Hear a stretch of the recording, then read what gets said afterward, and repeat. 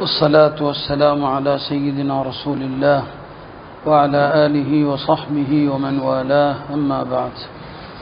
கண்ணியத்திற்குரிய அல்லாஹ்வின் நல்லடியார்களே, குர்பானியினுடைய பல்வேறு சட்டங்களை தொடர்ந்து இந்த நாட்களிலே சொல்லி வருகிறோம். இன்றைய நாள் துல்ஹஜ்ஜுனுடைய 9வது நாள். நேற்றைய தினம் அதனுடைய சிறப்புகளையும் எடுத்து சொல்லியிருக்கிறோம்.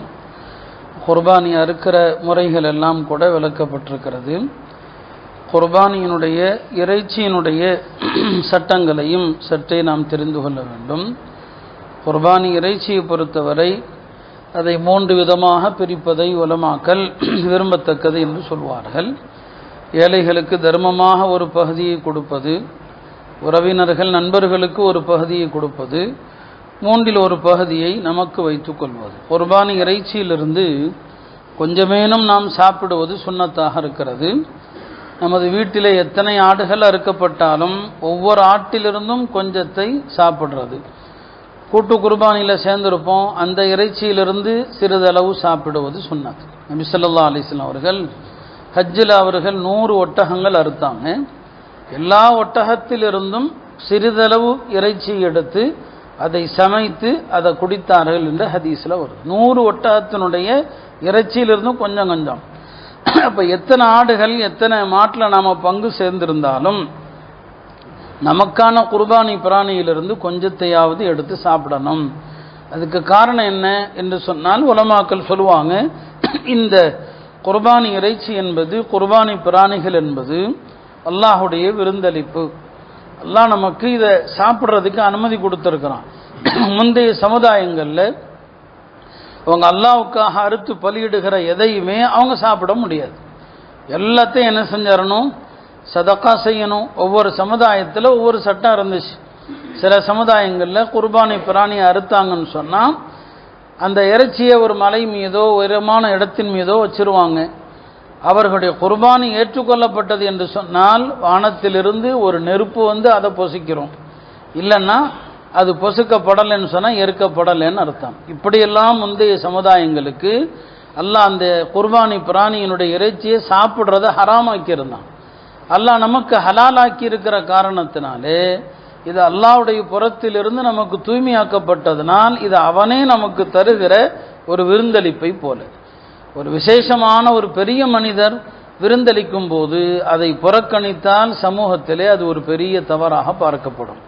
அதே போல தான் ரப்புல் ஆலமீன் ஆகிய அகிலத்தின் அதிபதியாகிய அல்லாஹ்வே தருகிற விருந்து என்பதனால தான் இதில் கொஞ்சத்தையாவது எடுத்து சாப்பிடணும். உடல் நலம் பாதிக்கப்பட்டிருந்தாலும் சரி கொஞ்சம், இது அல்லாஹ்வுடைய விருந்தளிப்பு என்கிற அடிப்படையில் அதை சாப்பிடுவது ஒரு சுன்னத்து.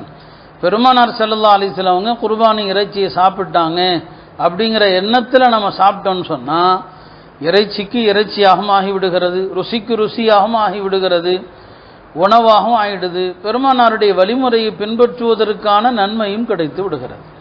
ஆக அந்த அடிப்படையில் நம்முடைய அனைத்து காரியங்களுமே வணக்கமாக மாறிவிடுகிறது நம்முடைய எண்ணங்களை பொறுத்து.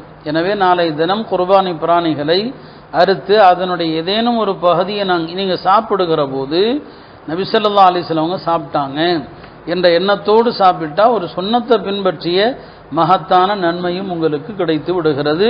எனவே தான் அதை மொத்தமாக தர்மம் செய்வது நல்லதில்லை என்று உலமாக்கள் சொல்லுவாங்க. குர்பானி இறைச்சியை யாருக்குனாலும் கொடுக்கலாம். ஏழைகள் பணக்காரர்கள் யாருக்கும் கொடுக்கலாம், முஸ்லிம்களுக்கும் கொடுக்கலாம், முஸ்லீம் அல்லாதவர்களுக்கும் கொடுக்கலாம். அதில் ஹனஃபி மதுஹபில் எந்த தடையும் கிடையாது. முஸ்லிம்களில் தெரிந்தவர்களுக்கு முன்னுரிமை கொடுக்கணும். ஆனால் அதே நேரத்தில் முஸ்லீம் அல்லாதவர்கள் கேட்டு வந்தால் தாராளமாக கொடுக்கலாம். அல்லது முஸ்லீம் அல்லாதவர்களில் நமக்கு யாராவது தெரிந்தவர்கள் இருந்தால் அவங்க இதை விரும்புகிறாங்க அப்படின்னு சொன்னால் அவங்களுக்கும் இதை தரலாம். இந்த இறைச்சியை அவங்களுக்கு கொடுப்பதனால எந்த விதமான குறையும் எந்த விதமான மக்ரூஹும் கிடையாது என்பதையும் புரிந்து கொள்ளணும். குர்பானி அந்த பிராணியை பொறுத்த வரைக்கும் அதனுடைய எந்த பகுதியையும் அறுப்பவர் அப்படியே வைத்து பயன்படுத்தலாம், அப்படியே வச்சிருக்கலாம். அதனுடைய தோலை கூட நீங்களே வைத்திருப்பதாக இருந்தால் வச்சுக்கலாம். குர்பானி பிராணியினுடைய எந்த பகுதியையும் விற்பது கூடாது, காசாக ஆக்கக்கூடாது. அப்படி காசாக ஆக்கிவிட்டால் அதை சதக்கா செய்கிறது வாஜிபாயிடும். நம்மளாம் வச்சு பயன்படுத்தலாம். அதில் உள்ள ஒவ்வொரு பார்ட்டையுமே நீங்கள் வச்சுக்கலாம், அதுக்கு அனுமதி இருக்குது. ஆனால் அதே நேரத்தில் அதை விற்கிறது காசுன்னு அது சதக்கா செய்கிறது வாஜிபாயிடும். அதனால தான் குர்பானி பிராணியினுடைய எந்த ஒரு பகுதியையும் வேலை செய்யக்கூடியவர்களுக்கோ அறுப்பவர்களுக்கோ அதை கூலியாக கொடுத்தால் அது ஜாயிஸ் இல்லை, அது ஹராம். அது கூலி நீங்கள் தனியாக கொடுக்கணும். அதற்கு மேலே வேலை செய்கிறவங்க தலையை கேட்குறாங்க, குடலை கேட்குறாங்க, காலை கேட்குறாங்கன்னா நீங்கள் அதை சம்பளத்துக்கு மேலே போட்டு கொடுக்கலாம். அதை கொடுக்கறதுனால கொடுக்க வேண்டிய சம்பளத்தை குறைத்தால் அதுவும் ஜாயிஸ் இல்லை. உதாரணமாக 1000 ரூபா கூலின்னு சொன்னால் காலோ தலையோ கொடுக்குறோங்கிறதுக்காக நீங்கள் 700 ரூபா கொடுத்தீங்க, அதான் தலைக்கால்லாம் கொடுத்துருக்கிறேனே அப்படின்னு சொன்னால் இப்போ நீங்கள் 1000ல் 300 குறைச்சிங்களே, இது உங்களுக்கு அனுமதி கிடையாது. அதனால் தயவு செய்து எவ்வளவோ செலவுகள் நமக்கு வீண் விரயமாக போகுது. இந்த கூலியில் நீங்கள் குர்பானி பிராணியினுடைய இந்த எந்த பொருளையும் பகுதியையும் ஒரு அங்கமாக ஆக்காதீங்க. உங்களுடைய குர்பானியினுடைய நன்மை வீணாக ஆகிவிடும். குர்பானி பிராணிகளுடைய தோலை பொறுத்த வரைக்கும் நாம் யாரும் வைத்துக்கொள்வதில்லை. அக்காலத்தில் அந்த தோலை பதப்படுத்தி மக்களே பயன்படுத்துவாங்க. இப்போ நாம் அப்படி செய்கிறதில்லை. இப்போ அந்த தோலை நாம் மதரசாக்கள் பள்ளிகளுக்கு கொடுக்குறோன்னு சொன்னால் அவங்க கரெக்டாக செய்கிறவங்களா இல்லையான்னு பாருங்கள். ஏன் அப்படின்னா இந்த தோலுடைய காசு இருக்கிறது, அந்த காசு யாருக்கு ஜக்காத்து கொடுக்க அனுமதி இருக்குதோ அந்த மக்களுடைய செலவுகளுக்கு பயன்படலாம். ஒரு மதரசாவுக்கு கொடுக்கப்படுதுன்னா மதரசால ஏழை மாணவர்கள் இருக்கிறாங்க, அவர்களுடைய உணவுக்காக அந்த தொகை பயன்படுத்தப்படணும். ஒரு கட்டடத்துக்கோ அங்கே வேலை செய்யவர்களுடைய சம்பளத்துக்கோ பயன்படுத்தக்கூடாது. அதே மாதிரி தான் பள்ளிகளுக்கு தருவதில்லையும். எனவே குர்பானி பிராணிகளுடைய தோல்களை நாம் சரியான இடத்துக்கு கொடுக்குறோமா அப்படிங்கிறதையும் சற்று நாம் என்ன செய்யணும், யோசிக்கணும். நிறைய பேர் தனியார் வசூல் பண்ணுறாங்க பொது காரியத்துக்கு என்று சொல்லி, அதில் பல தவறுகள் நடக்குது. எனவே குர்பானியில் இந்த மாதிரியான எந்த தவறுகளுக்கும் இடமளிக்காமல் அது முழுமையாக ஒரு சதக்கா செய்யப்படுகிற ஒரு பிராணி. நம்ம சாப்பிட்றதை எடுக்கலாம், மிச்சமெல்லாம் சதக்கா தான். அதை எதையும் விற்று காசாக்கி அதை பயன்படுத்துவதற்கு அனுமதி இல்லை. ஆக இதுவெல்லாம் குர்பானியினுடைய முக்கியமான சட்டங்களாக இருக்கிறது. நாளை தினம் சிறந்த அமல் குர்பானி தான். நம்ம ஏற்கனவே சொன்னது போல சில துவாக்களையாவது தெரிந்து கொள்ளுங்க. இன்னி வஜ்ஜஹத்து வஜ்ஹியல் இல்லதி. அதே போல் குர்பானியை அறுக்கிற போது பிஸ்மில்லாஹி வல்லாஹு அக்பர் என்று சொல்லி அறுப்பது. அல்லாஹும்ம ஹதா மின்னி, இது என்னுடைய புறத்திலிருந்து உனக்காக அறுக்கிறேன் என்று சொல்வது, இதை புரிந்து கொள்ளணும். அதே மாதிரி தான் குர்பானி பிராணியை அறுக்கிற போது யார் மீது கடமையோ யாரெல்லாம் இது எனக்காக என்று சொல்லணும். எனக்காக என்று என்ன அர்த்தம்? என்னுடைய கடமையை நீக்குவதற்காக என்று அர்த்தம். இப்போ நபிசல்லாசன் அவங்க பேரில் குர்பானி கொடுக்கலாம், நீங்கள் உங்கள் கடமைக்கு மேலே கொடுக்கலாம். இப்போ நபிசல்லாசங்க பேரில் குர்பானி கொடுக்கறதுக்கு என்ன அர்த்தம்னு சொன்னால், இதனுடைய நன்மை அனைத்தையும் நான் நபிசல்லாசன் அவங்களுக்கு சேர்க்கிறேன் என்று அர்த்தம். யாராவது நல்லடியார்களுக்காக நீங்கள் குர்பானி கொடுக்கலாம், உங்களுடைய பெற்றோர்கள் உறவினர்களுக்கு கொடுக்கலாம். அதுக்கு என்ன அர்த்தம்? அவங்களுக்கு நன்மையை சேர்க்கிறேன்னு அர்த்தம்.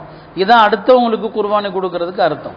நம்ம கொடுக்குற எல்லா குர்பானியுமே அல்லாஹ்வுடைய பொருத்தத்தை பெறுவதற்கு, அதை புரிந்து கொள்ளணும். சில பேர் இதில் குழம்பிடுறாங்க. சில பேர் சொல்லுவாங்க, நான் அல்லாஹ்வுக்காக இந்த ஆட்டை இருக்கிறேன். பாருங்க, அல்லாஹ்வுக்கு நன்மையை சேர்ப்பிக்க முடியாது. அல்லாஹ் தேவையற்றவன், அல்லாஹ் கனியாக இருக்கிறான், அல்லாஹ் சமதாக இருக்கிறான். இப்போ என் தாய் தந்தையருக்கு அறுக்கிறேங்கிற நோக்கம் மாதிரி அல்லாஹ்வுக்கு அறுக்கிறேன்னு சொன்னால் அது தப்பாக போயிடும். அல்லாஹ்வுடைய பொருத்தத்தை பெறுவதற்கு எனக்காக அறுக்கிறேன், அல்லாஹ்வுடைய பொருத்தத்திற்காக என் தந்தைக்காக இருக்கிறேன், இப்படித்தான் பொருளே தவிர நாம் அறுக்கிற இந்த பிராணி அல்லாஹ்வுக்கு அதனுடைய நன்மை போய் கிடைக்குது அப்படின்னு யாராவது நினச்சா அது ஷிர்கா போயிடும், அது குஃபராயிடும். அப்படி தான் காஃபிர்கள் இருக்கிறாங்க. அவங்க தெய்வத்துக்கு அது பலன் தரும்னு சொல்லி அல்லாஹ் குர்ஆனில் அதை மறுக்கிறான். லையனால் அல்லாஹ லுஹூமுஹா, இதனுடைய இறைச்சி அல்லாஹ்வுக்கு போய் சேர்றதில்லை. வலா திமா உஹா, இதனுடைய ரத்தம் அல்லாஹ்வுக்கு போய் சேர்றதில்லை. வலாக்கி யனாலுஹு தக்வா மின்கும், உங்களுடைய தக்வா தான் அல்லாஹ்வுக்கு போய் சேருது. எனவே அல்லாஹ்வுக்காக அறுத்தல் என்று சொன்னால் இதன் நன்மை அல்லாஹ்வுக்கு போகுது என்ற எண்ணம் வந்துச்சுன்னா அது பெரிய பாவச் செயலாயிடும். அல்லாஹ்வுடைய பொருத்தத்திற்கு அறுக்கிறோம். ஆனால் அறுக்கப்படுகிற பிராணி அதனுடைய நன்மை யாருக்கு சேர்க்கிறோமோ அவங்க பேரில், அது தந்தையாக இருக்கலாம், தாயாக இருக்கலாம், நபி ஸல்லல்லாஹு அலைஹி வஸல்லம் இருக்கலாம், இதெல்லாம் நீங்கள் கடமைக்கு போக தான் என்ன செய்யணும். தாய் தந்தையரோ அல்லது உறவினரோ அவங்களுடைய சொத்துல எனக்காண்டி ஆண்டுதோறும் குர்பானி கொடுங்கன்னு வசியத்து பண்ணியிருந்தாங்கன்னா அப்போ அவங்க சொத்துல 3ல் ஒரு பகுதி எடுத்து வச்சு அந்த 3ல் ஒரு பங்கு காலியாகிற வரைக்கும் வருஷந்தோறும் அவங்களுக்கு நாம் உலகையாக கொடுக்கணும் குர்பானி. அவங்க வசியத்து பண்ணிட்டு போயிருந்தா அந்த குர்பானி இறைச்சியை நாம் யாரும் சாப்பிடக்கூடாது. அதை முழுசாகவே சதக்கா செஞ்சிடணும். இதெல்லாம் குர்பானியினுடைய சட்டத்திட்டங்களாக இருக்கிறது. எல்லாம் வல்ல அல்லாஹ் நம்முடைய எல்லா வணக்கங்களையும் அதனுடைய மார்க்க சட்டங்களை அறிந்து புரிந்து அவனுடைய பொருத்தத்தை பெரும் நோக்கத்திலே அவையெல்லாம் செய்வதற்கு தௌஃபீக் செய்வானாக. நம்முடைய எல்லா அமல்களையும் கபூல் செய்வானாக. ஹாஜிகள் எல்லோருடைய எல்லா காரியங்களையும் இலகுவாக்குவானாக. யாதொரு விபத்துகளும் இல்லாமல் அவர்களை சலாமத்தாக ஆக்குவானாக. நம் அனைவருக்கும் ஹஜ்ஜினுடைய பாக்கியத்தை தருவானாக.